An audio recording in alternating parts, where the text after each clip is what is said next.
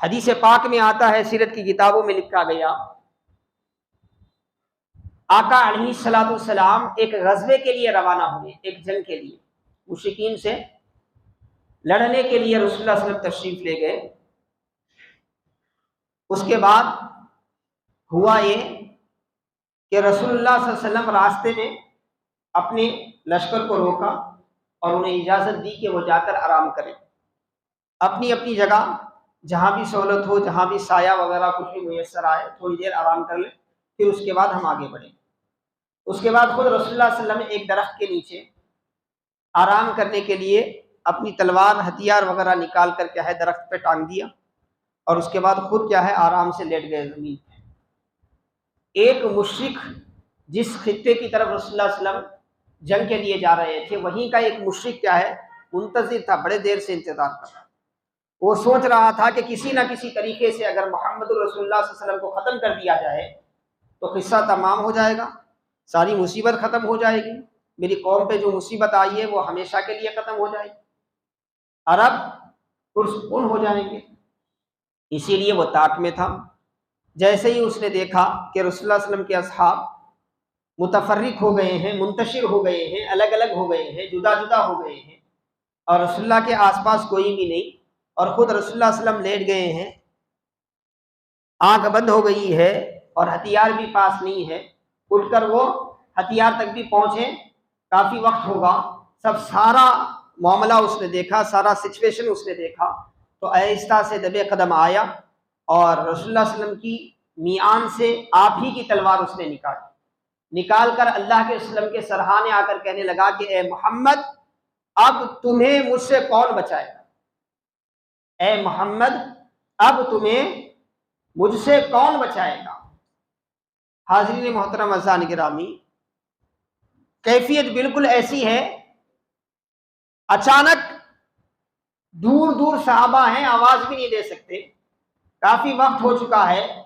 کئی صحابہ غالباً سو بھی گئے ہوں گے، اور رسول اللہ صلی اللہ علیہ وسلم سب سے ہٹ کر ایک الگ جھاڑی کے نیچے آپ آرام کر رہے ہیں، ہتھیار بھی نہیں، اور خود آپ کا ہتھیار دشمن لیے سر پر ننگی تلوار لیے ٹھہرا ہے اور پوچھ رہا ہے کہ محمد مجھ سے کون بچائے گا؟ اللہ کی طرف متوجہ رہنا، اللہ کا ذکر کرنا کسے کہتے ہیں آپ دیکھیں، تو رسول اللہ صلی اللہ علیہ وسلم کی زبان سے ایک لفظ نکلا، میرے آقا علیہ الصلوۃ والسلام اٹھتے ہوئے فرمایا اللہ۔ اس نے کہا تھا نا کہ مجھ سے کون بچانے والا ہے، تو آپ نے فرمایا اللہ، مگر مصطفیٰ جان رحمت کا اللہ کہنا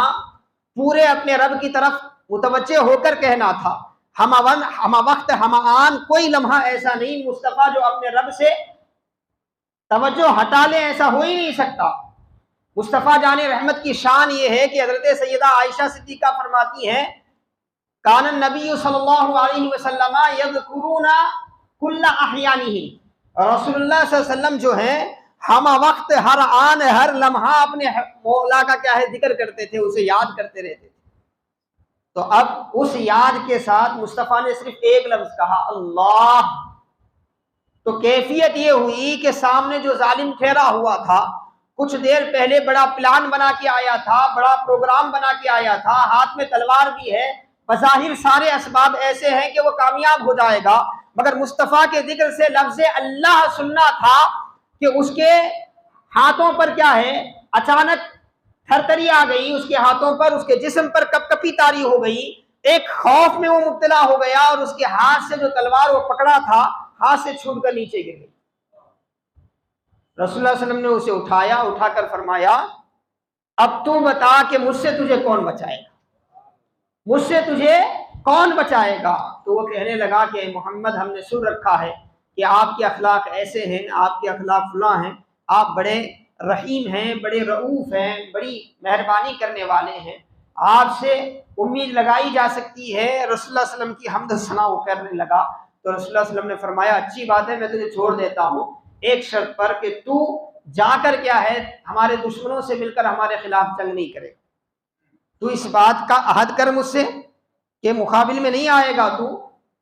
میں تجھے چھوڑ دیتا ہوں۔ تو اس نے عہد کیا اور اللہ کے وسلم نے اس کو چھوڑ دیا۔ تو اس حدیث پاک میں یہ سمجھایا جا رہا ہے کہ جب بندہ اللہ کی طرف کامل طور پر متوجہ رہتا ہے تو اس کی زبان سے اللہ ادا ہونا بھی اپنا اثر رکھتا ہے. اللہ کا ادا ہونا بھی، کچھ بھی نہیں کیا رسول اللہ صلی اللہ علیہ وسلم نے، نہ دعا فرمائی ہاتھ اٹھا کر، کچھ بھی نہیں، صرف ایک لفظ اپنی زبان سے کہا. اس نے پوچھا تھا کہ کون بچائے گا؟ بظاہر ظاہری اسباب تو ایسے ہی تھے کہ کوئی مونس و ہمدم وہاں پر موجود نہیں تھا، کوئی مددگار مساعد وہاں پر موجود نہیں تھا، مگر مصطفیٰ جان رحمت ہر آن ہر لمحہ اللہ کی طرف متوجہ رہنے والے ہیں. جو اللہ کی طرف متوجہ ہوتا ہے اللہ اس کے لیے کافی ہو جاتا ہے. اسی لیے اللہ تبارک و تعالیٰ نے اپنے حبیب سے فرمایا علیہ اللہ بکافٍ عبدا، اے رسول ان مشرکوں سے بتاؤ یہ سارے کے سارے مل کر بھی تمہارے خلاف ہو جائیں تو انہیں بتاؤ کہ اپنے بندے کے لیے اللہ کافی نہیں ہے، اللہ کافی ہے. تو وہ یقین، وہ توجہ سے جب بندہ اللہ کا ذکر کرتا ہے نا تو اس کے اپنے اثرات ہوتے ہیں.